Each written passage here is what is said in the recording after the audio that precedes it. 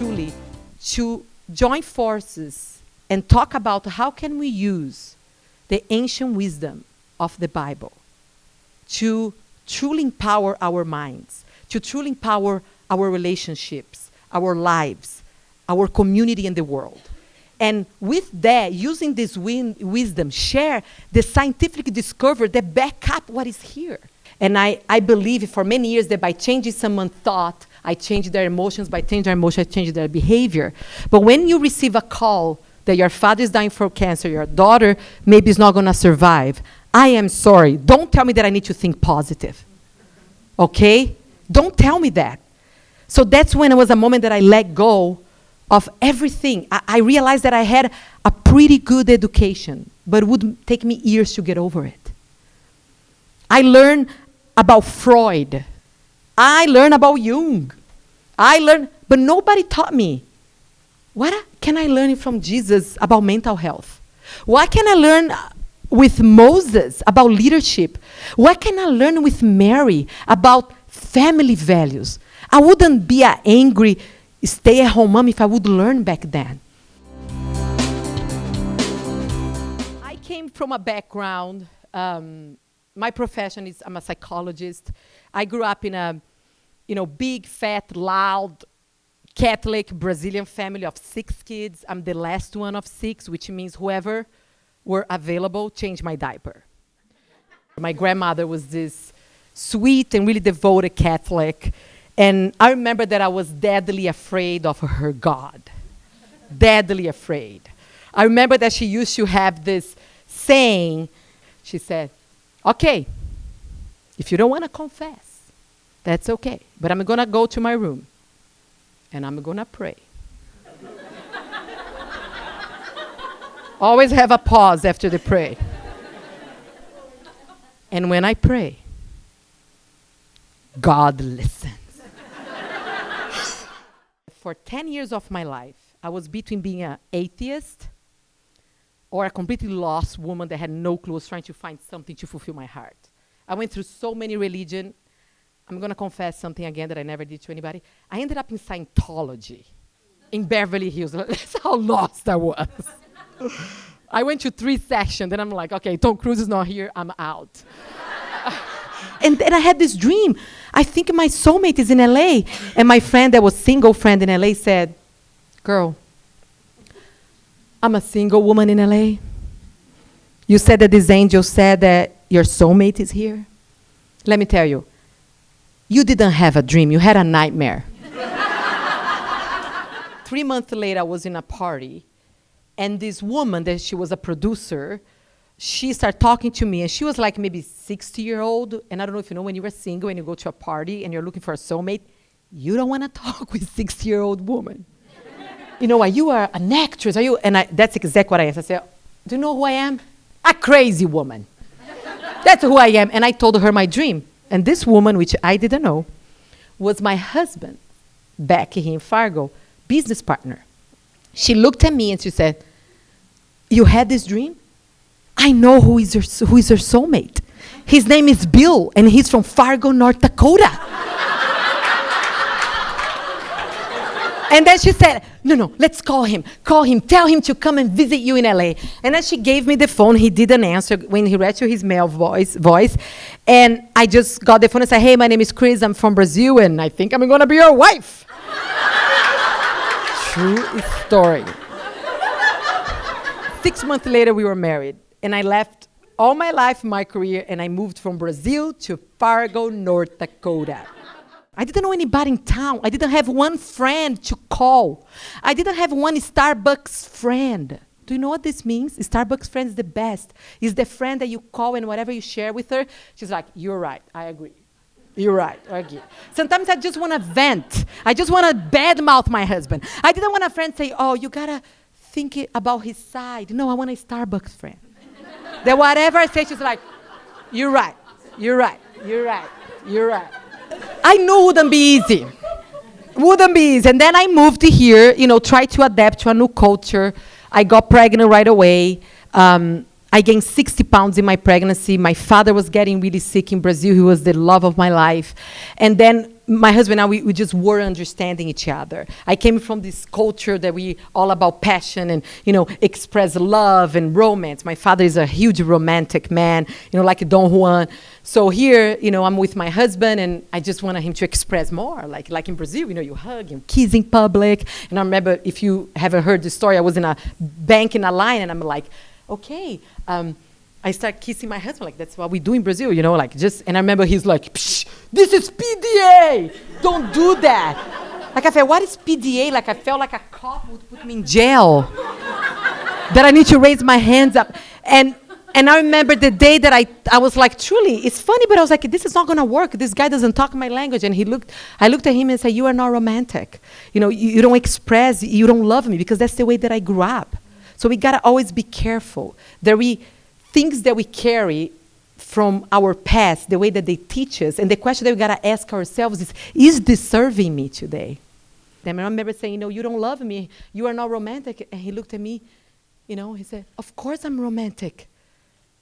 Of course I love you, I am romantic. I take the garbage out. I help you with the dishes. And I remember thinking, what is he talking about? Right?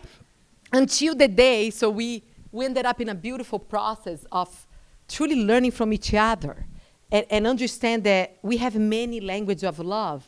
So today, when he takes the garbage out, I'm like, look at him. He's taking the garbage out. Amazing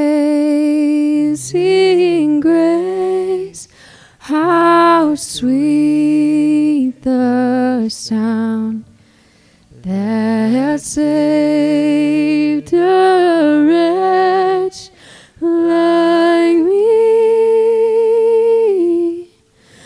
I once was lost. When I was down on my knees that day, my daughter was in the hospital, and I didn't know if she would survive. And that was one of the most powerful moments that I remember, that I came down on my knees and I'm like, God, lead my life. Show me what is a life with you leading.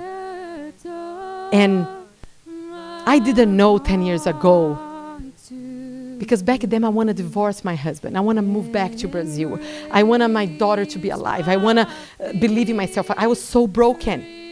I didn't know that God had plans for me, a girl that didn't have a Starbucks friend, to be the founder of a non-profit in town called Women's Impact, that we connect to women. I didn't know this, but he knew. He knew that today, August 2015, I'm going to celebrate 10 years with a man that I love. I love him more now than I loved when I met him. He knew that my daughter would be playing and drive me crazy. And she would be healthy. He knew that I would be standing here today, sharing what he did to me when I allowed him to lead. So I do love science, I do love psychology, I still study, but it's more than ever we need to bring faith in God into the schools, into the hospitals, to save people's lives. It's about who's with me. And more mental health professionals start studying what this belief can do in women's life and men's lives. I do believe now more than ever the teaching of Christ, it's so powerful. It's one of the only hope we have to transform our world.